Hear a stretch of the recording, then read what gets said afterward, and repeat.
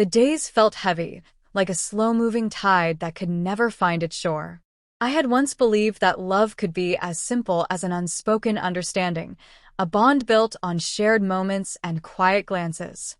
But as I stood in the kitchen, watching my partner absent-mindedly scroll through their phone, I knew something had changed. There was a distance between us now, one I couldn't ignore. It wasn't the kind of distance you could measure in miles, but in the small things. The lack of laughter, the silence that filled the room when words used to come easily, the way they no longer seemed interested in anything I had to say. For months, I had wondered if this was just a phase, a temporary lull in the rhythm of our lives. But deep down, I could feel the undercurrent of doubt creeping in. It wasn't just about the physical distance that had begun to grow between us, but an emotional one. We used to talk for hours about everything and nothing, and now those conversations felt forced, awkward even. My partner's eyes no longer lingered on me the way they once had. There was no spark, no hint of desire or even affection. The moments we shared felt like they were fading into the background, like old memories no one cared to revisit. I couldn't ignore the nagging feeling in my gut, the sensation that something was off. I began to notice the small things, texts that were deleted before I could see them, long nights out with friends that turned into excuses to avoid home. And then there were the silences. When I would ask about their day, their response would be a vague "it was fine," as if there was no real need to share any details. I didn't need to ask directly what was going on, because it was already in the air between us, thick and undeniable. One afternoon, as I stood by the window, looking out at the dull sky, I received a call from my sister. Her voice was warm, almost too cheerful. She told me that her son, my nephew, was coming to stay with us for a while. I should have felt happy about the news, and in some ways I was. It had been a while since we had all spent time together, and I was looking forward to the distraction. But as the conversation continued, I realized that my nephew's arrival was more than just a visit. It was a moment of escape, a fleeting respite from the growing tension that had taken root in my home.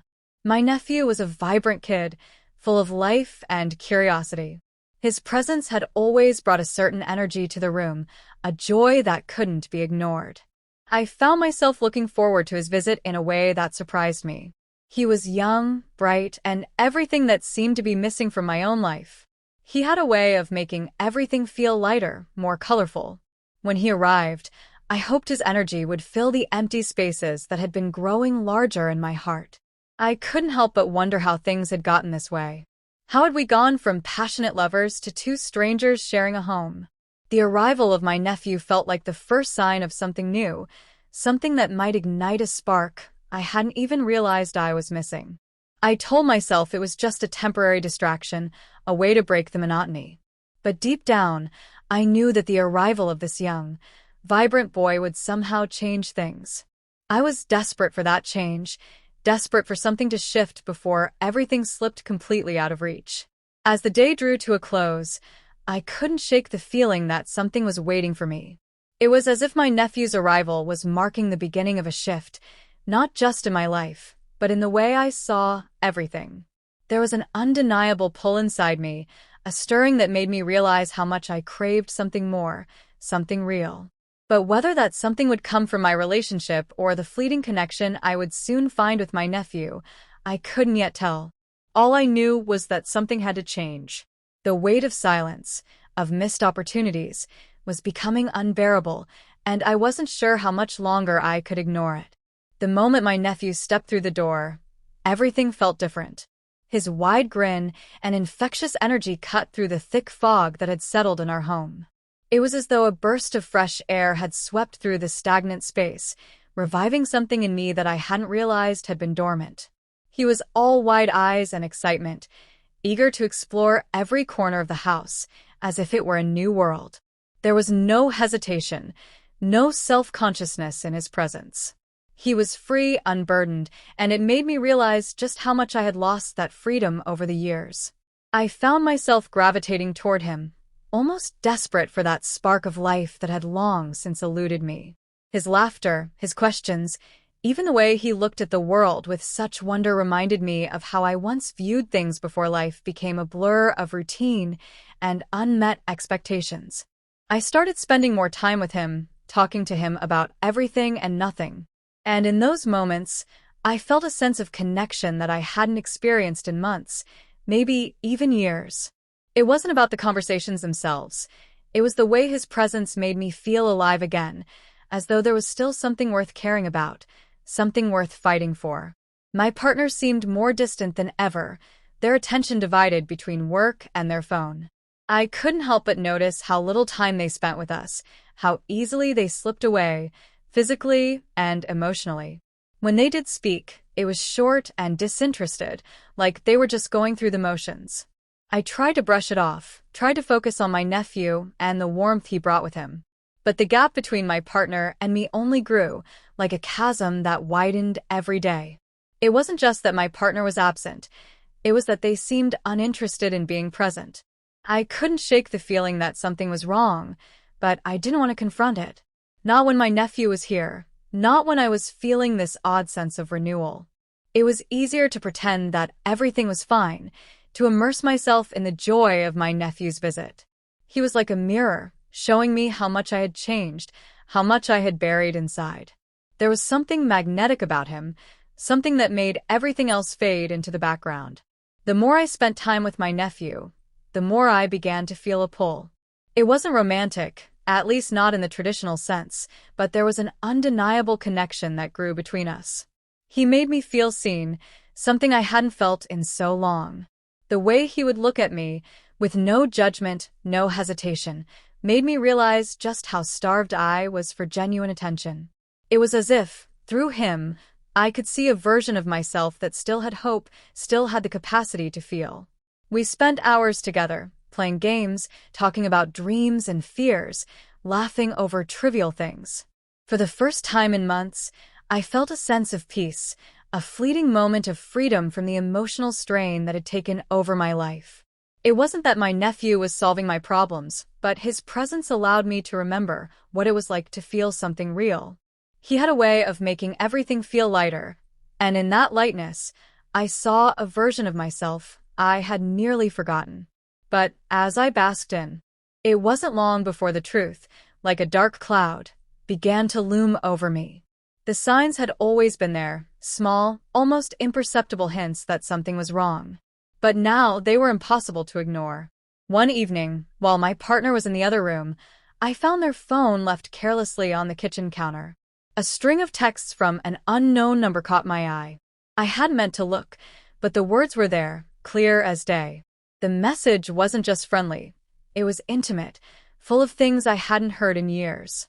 My heart sank. I felt a cold rush of disbelief and anger. The text didn't just confirm my worst fear. It made everything so painfully real. I hadn't wanted to confront it, hadn't wanted to believe that the person I had shared so much with could betray me in such a way. But there it was, undeniable proof that my partner was not only emotionally distant, but involved with someone else. My hands trembled as I set the phone back down, but the damage was done.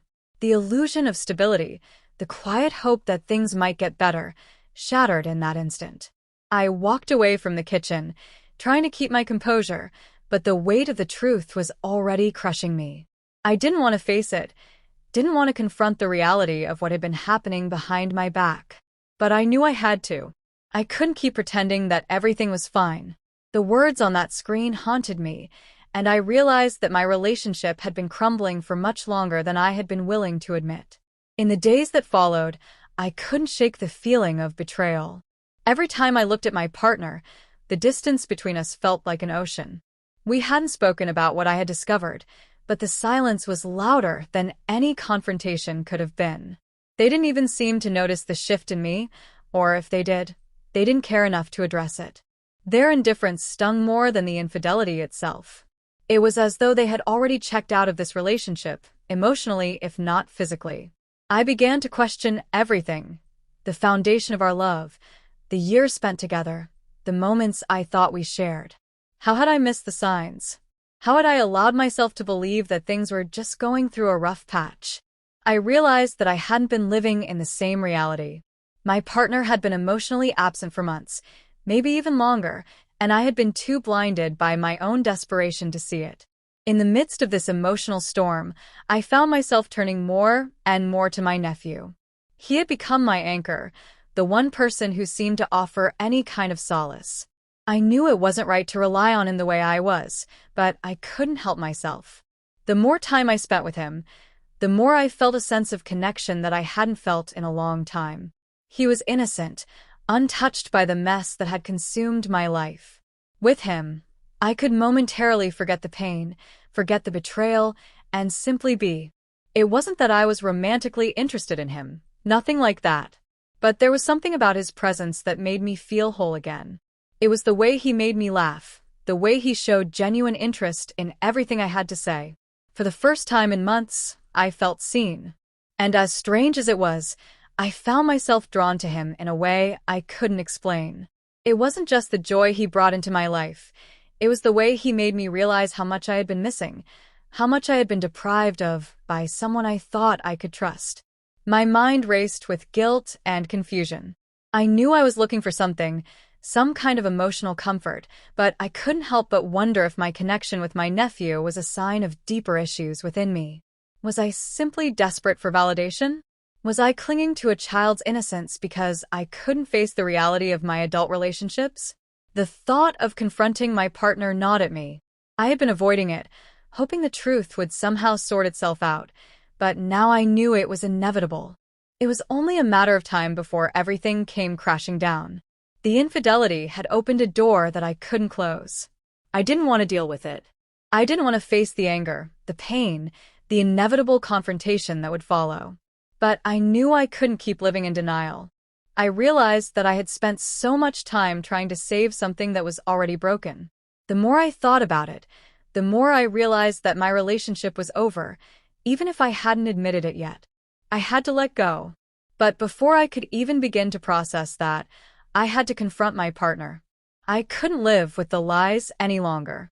I had to know the truth, even if it meant facing the worst kind of betrayal. My nephew had brought a spark of life back into my world, but it was clear that I needed more than what I was getting. And the time had come to face the consequences of everything that had been building for so long.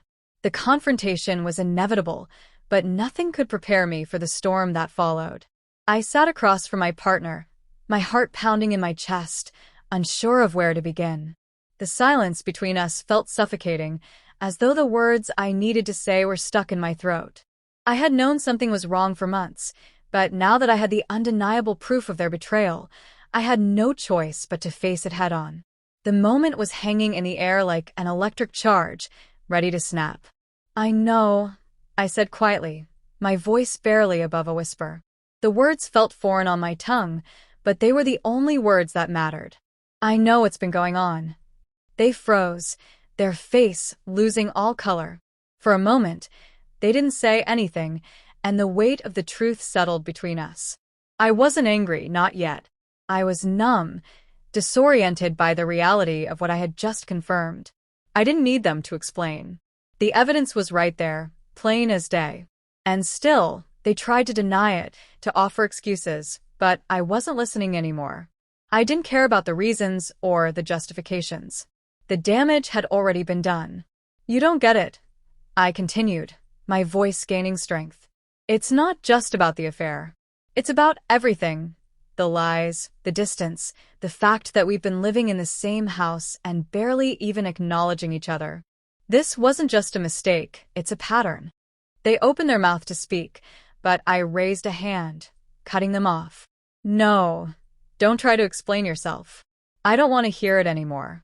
My chest felt tight, as though I couldn't breathe. The realization that I had wasted so much time in this relationship, holding on to something that had already slipped away, hit me like a ton of bricks. The truth was I had known for a while. I had seen the signs, felt the disconnect, but I had convinced myself that it was just a rough patch. I had hoped that things would improve, that my partner would come back to me, but the harder I tried, the further they slipped away.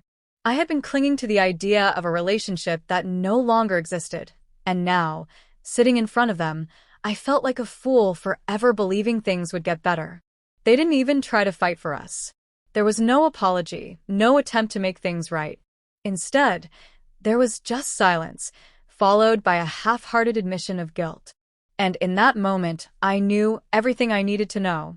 They had already moved on long before I had been able to face the truth. There was nothing left for me here, no love to salvage, no future to look forward to. The relationship had been dead for months, and I had only been too afraid to acknowledge.